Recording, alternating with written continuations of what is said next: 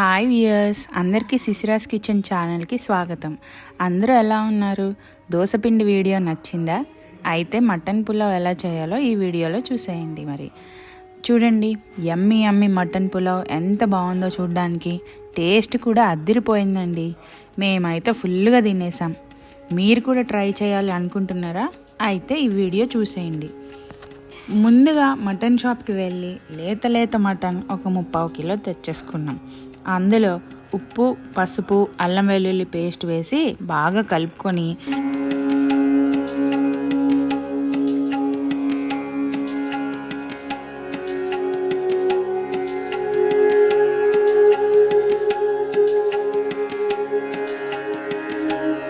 కుక్కర్లో వేసుకొని ఒక 1/2 కప్ వాటర్ పోసుకొని స్టవ్ మీద పెట్టి 2 విజిల్స్ రానివ్వాలి.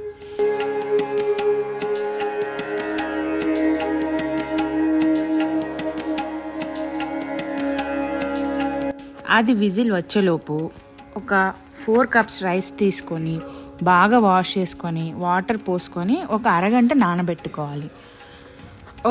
ఈలోపు మనం ఒక గిన్నె స్టవ్ మీద పెట్టుకొని అందులో ఒక 2 స్పూన్స్ నెయ్యి, కొద్దిగా ఆయిల్ వేసుకొని సన్నగా తరిగిన ఉల్లిపాయలు, పచ్చిమిరపకాయలు వేసుకొని ఆనియన్స్ బ్రౌన్ కలర్ వచ్చేలా వేయించుకోవాలి.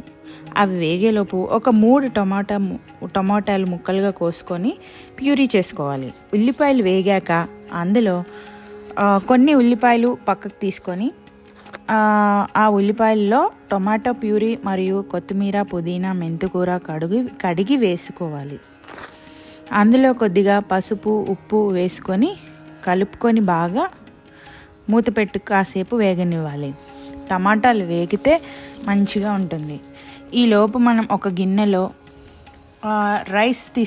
రైస్ నానబెట్టుకున్నాం కదా 4 కప్స్, దానికి 1కి 2 కప్పులు చొప్పున వాటర్ తీసుకోవాలి. అంటే 4 కప్స్ తీసుకున్నాం కాబట్టి 8 కప్స్ వాటర్ తీసుకొని అందులో సాల్ట్, షాజీరా, బిర్యానీ ఆకు, చెక్క, లవంగాలు మరియు మిరియాలు వేసుకొని మరగబెట్టుకోవాలి. ఈలోపు గ్రేవీలో టమాటాలు బాగా ఉడికిపోయాయి. ఇప్పుడు అందులో 2 స్పూన్స్ అల్లం వెల్లుల్లి పేస్ట్, 2 స్పూన్స్ కారము, 2 స్పూన్స్ ధనియా పౌడరు, కొద్దిగా గరం మసాలా, ఉప్పు వేసుకొని బాగా కలుపుకోవాలి. అందులోనే 2 స్పూన్స్ పెరుగు వేసుకొని బాగా కలుపుకొని మూత పెట్టుకొని బాగా వేగనివ్వాలి.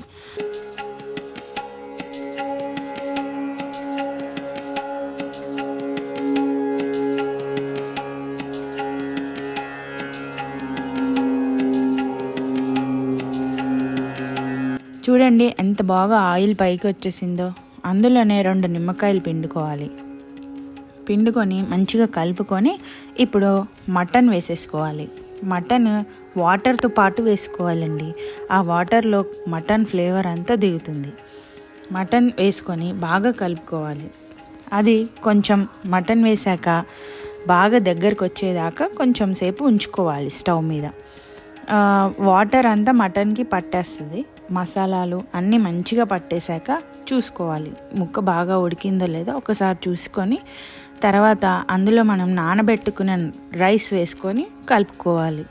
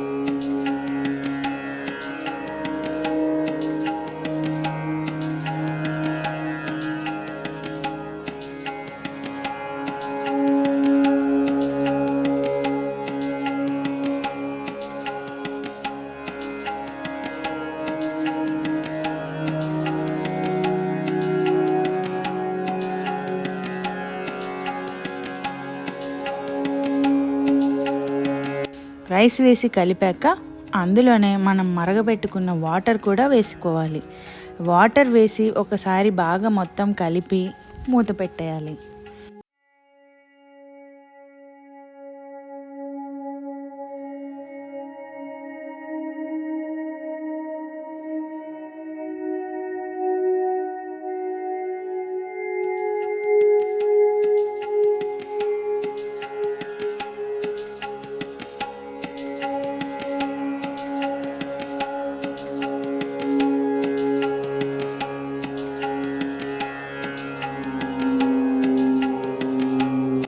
మూత పెట్టి అది రైస్ అంతా అయ్యేదాకా ఉంచాలి. చూడండి, బిర్యానీ రెడీ అయిపోయింది. పైన మంచిగా బ్రౌన్ ఆనియన్స్, జీడిపప్పులు, కొత్తిమీర వేసుకొని గార్నిష్ చేసుకోవాలి. అంతేనండి, చాలా సింపుల్గా మన ఇంట్లోనే దొరికే ఇంగ్రీడియంట్స్తో యమ్మీ మటన్ బిర్యానీ రెడీ అయిపోయింది.